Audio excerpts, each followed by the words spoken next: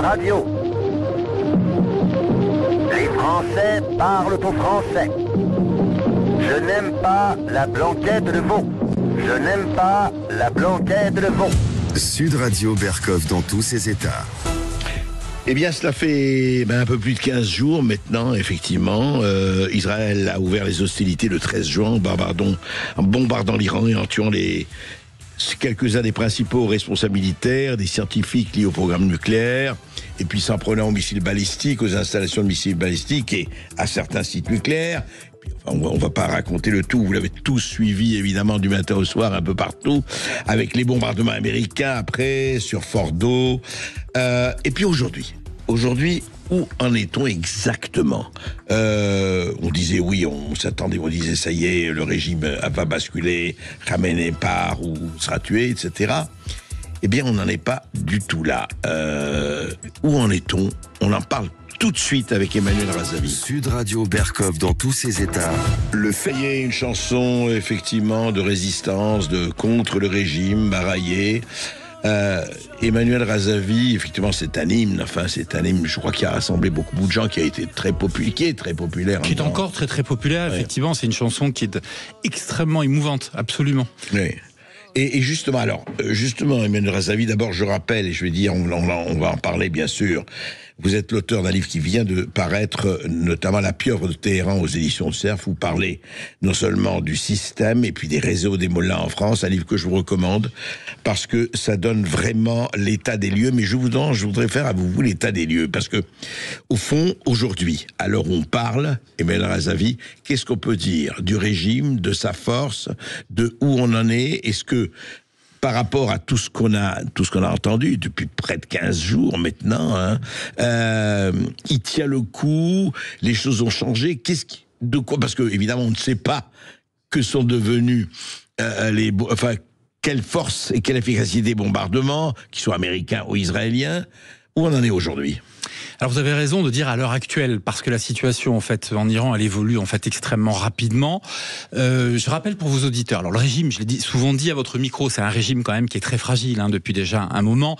Vous avez deux tendances qui s'affrontent principalement au sein des régimes, des conservateurs qui, sont issus de la révolution islamique en fait de 1979, oui. Et puis des réformateurs qui appartiennent plutôt au réseau en fait d'affaires mafieux, qui eux sont plutôt pour une issue négociée en fait avec l'Occident, peut-être même avec Israël. Ouvrons les marchés. Ouvrons les marchés. Puis surtout, ces gens-là, une partie d'entre eux a fait défection et discute avec les oppositions laïques démocratiques en fait iraniennes. La semaine dernière, il y avait une conférence de presse à Paris du prince Reza Pahlavi qui leur rappelait qu'il y avait des défections au sein du régime. Donc, vous voyez, c'est très compliqué, c'est très complexe. Ouais. Et j'ai toujours l'habitude de dire, mais en fait, à qui parle vraiment en fait la diplomatie européenne ou occidentale quand elle parle en fait aux Iraniens? Est-ce qu'elle parle aux conservateurs, à Ali Khamenei, ou aux réformateurs? Plutôt mais Emmanuel Razavi, ce régime tient. Alors vous avez raison, pour le moment il tient par une répression sanglante, terrible. Il tient aussi parce qu'il y a des institutions, tout simplement, que c'est une république dotée d'une constitution d'octobre 1979 qui a pensé des institutions très forte. Un exemple. Ouais. Si demain le guide meurt, il mourra parce qu'il est très malade. Vous avez un triumvirat qui prend en fait la succession, en tout cas, qui assure la transition pour gérer les affaires courantes, le temps qu'une assemblée des experts décide qui va devenir en fait le nouveau guide. Vous voyez, quand Khomeini est mort en 89, ça n'a pas fait tomber le régime. Alors, la situation, le contexte était évidemment très différent. Là, on est quand même dans un pays où il y a 2/3 du pays qui n'a plus accès à l'eau potable. Un Iranien sur... À ce point. Ouais, c'est à ce point-là. C'est pas dû à la guerre, ça avait commencé déjà depuis quelques années. Vous avez des pannes d'électricité quand même dans une grande partie du pays. Donc, des entreprises, si vous voulez, qui n'ont plus accès à l'électricité pour leurs ordinateurs, qui n'ont même pas, en fait, la lumière, tout simplement. Vous avez également un Iranien sur 2 au moins qui vit en dessous du seuil de pauvreté en fait en Iran. Et malgré tout ça, le régime tient encore une fois par la répression. Mais il ne faut pas oublier une chose, la sociologie iranienne, elle est très importante. La moyenne d'âge en Iran, c'est 32 ans. Les jeunes, majoritairement, ne veulent plus, en fait, les moins de 40 ans ne veulent plus de ce régime. Une enquête le révélait, il y a 2 ans et demi environ. C'était une enquête du Basij. Le Basij, c'est la milice. Les Basiji. Les Basiji, exactement. Les Basiji, André, c'est la milice civile, en fait, des gardiens de la Révolution. Ali Khamenei, le guide suprême, leur avait demandé de sonder les Iraniens ce qu'ils pensaient en fait du régime, et la réponse était claire, c'était 71% ne voulaient plus en fait d'un système religieux, de ce système-là en fait pour assurer la gouvernance en fait de l'Iran. Donc on est dans un pays où 2/3 des Iraniens ne veulent plus du régime, où il a été très affecté. Il faut savoir que les bombardements israéliens quand même ont tué des figures du régime, que ce soit au sein des états-majors des gardiens, figures opérationnelles du régime, des figures opérationnelles du régime, au sein du renseignement, au sein de l'aviation, au sein du corps des états-majors du corps des gardiens de la Révolution.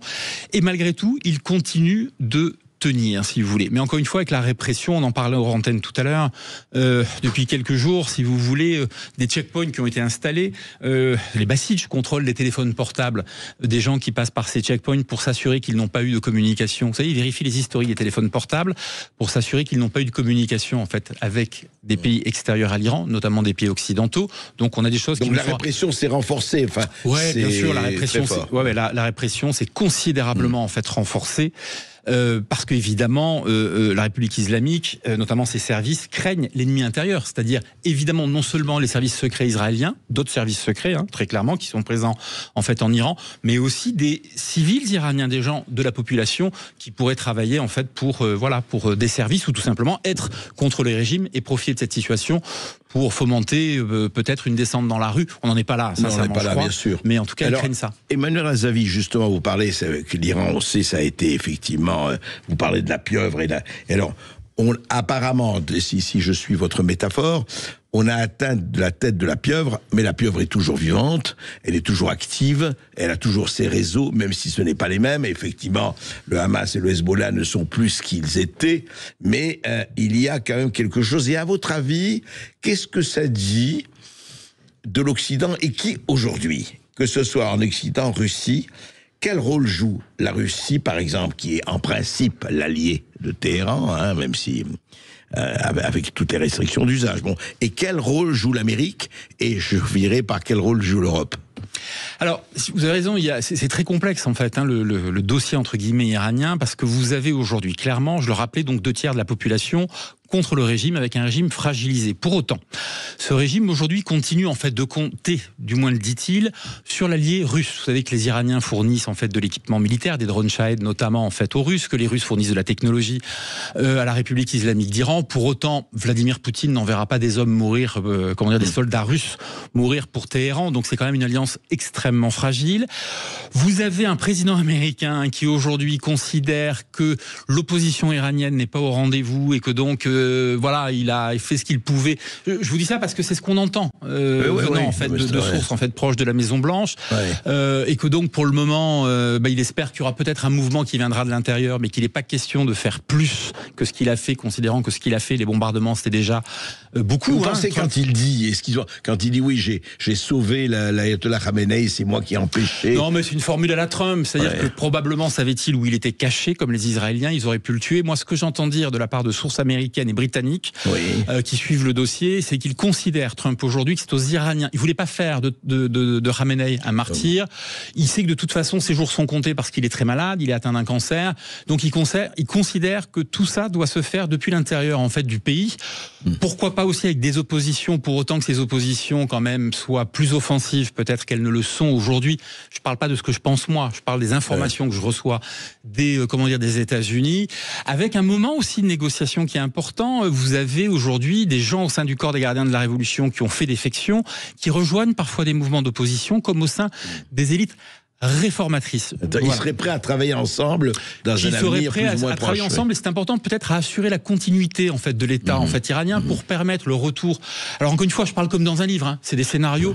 Je veux pas tromper vos auditeurs. Ce sont des scénarios. Bien sûr. Aujourd'hui, non mais on est bien d'accord. Voilà. Et on voit bien que la situation elle est très complexe. Elle est difficile aussi à comprendre pour les diplomaties en fait occidentales. Mon père avait l'habitude de dire mais 3 Iraniens en fait dans une pièce, tu auras 4 avis. Et on dit ça pour beaucoup de peuples. On dit ça pour beaucoup de peuples. C'est vrai. Emmanuel, alors l'Europe, elle est où l'Europe Alors écoutez, l'Europe, du point de vue des Iraniens de l'intérieur aujourd'hui, qui comptaient beaucoup sur les démocraties occidentales, les Iraniens sont déçus par la France. Oui, quand moi je parle avec des Iraniens de l'intérieur, mais comme au sein de la diaspora, ils ont le sentiment, si vous voulez, que la France a loupé un rendez-vous historique, qu'Emmanuel Macron ne comprend pas. Alors encore une fois, je vous dis pas ce que je pense moi, je vous dis ce que j'entends. Mais voilà, qu'Emmanuel Macron ne comprend pas ce qui est en train de se jouer en fait en Iran. Beaucoup de ces Iraniens, de ces jeunes Iraniens, alors quand je dis jeunes, c'est les moins de 40 ans, disent que de toute façon, sociologiquement, c'est eux qui seront amenés à prendre les rênes à un moment donné du pays, que ce régime est amené à tomber. Alors je dis pas que demain, mais peut-être dans 6 mois, dans 2 ans, je n'en sais rien. Et que la France doit miser en fait sur ceux qui vont prendre la suite et qu'elle loupe ce rendez-vous en fait historique. Donc, si vous voulez, on est aujourd'hui dans un moment où la population iranienne a l'impression qu'on l'a laissé tomber, que l'Occident, que les puissances démocratiques en fait l'ont laissé tomber, que peut-être Trump n'est pas allé assez loin, mais dans le même temps, vous avez aussi au sein de ces gens qui sont très pro-occidentaux, parfois des gens qui ne comprennent pas pourquoi il y a eu des morts civiles qui ont été tués par les bombardements, notamment en fait israéliens. Vous voyez, c'est très compliqué, c'est très complexe. Il n'y a pas une opinion iranienne, il y a une pluralité en fait d'opinions, mais avec quand même une constante, c'est qu'une majeure partie des Iraniens aujourd'hui veulent se débarrasser de ce régime. Ils veulent la liberté. Et la vraie question, et vous la posez effectivement, est-ce qu'on peut de l'intérieur aujourd'hui renverser ce régime? On va continuer d'en parler avec vous, Emmanuel Razavi. Je rappelle votre livre à recommander, que je recommande, La pieuvre de Téhéran aux éditions du Cerf.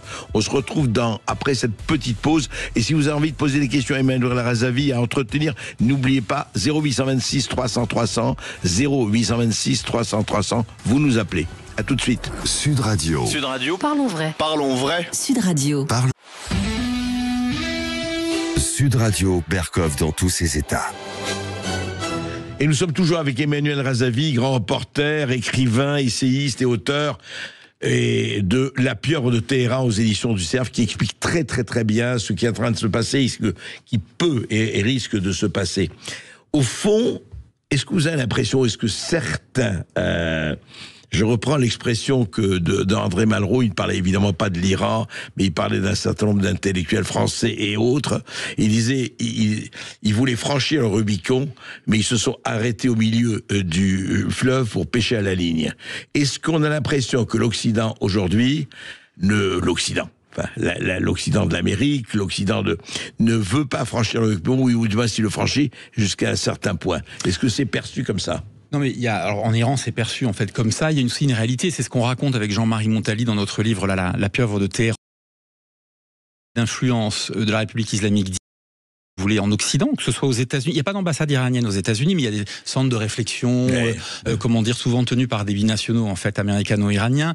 Les ambassades en fait à travers toute l'Europe en fait iranienne ont permis, de mettre en place en fait des agents qui ont approché des chercheurs, des universitaires, des responsables de think tanks, des journalistes aussi, pour faire de l'influence et pour délivrer en fait un discours qui était à la fois favorable quelque part. Alors c'est des lobbyistes très clairement, mais l'Iran les a choisis quand même en général le plus souvent, pas que, le plus souvent dans des milieux en fait très très à gauche, d'extrême gauche pro-palestinienne, si vous voulez, pour qu'ils soient favorables, si tu veux, déjà au proxy, si vous voulez, au proxy en fait de la République islamique d'Iran, et qu'il puisse y avoir une convergence, si vous voulez, notamment par exemple lors de manifestations, lors de prises de parole publiques aussi dans les médias en fait de ces gens-là, pour mettre la pression sur les gouvernements occidentaux.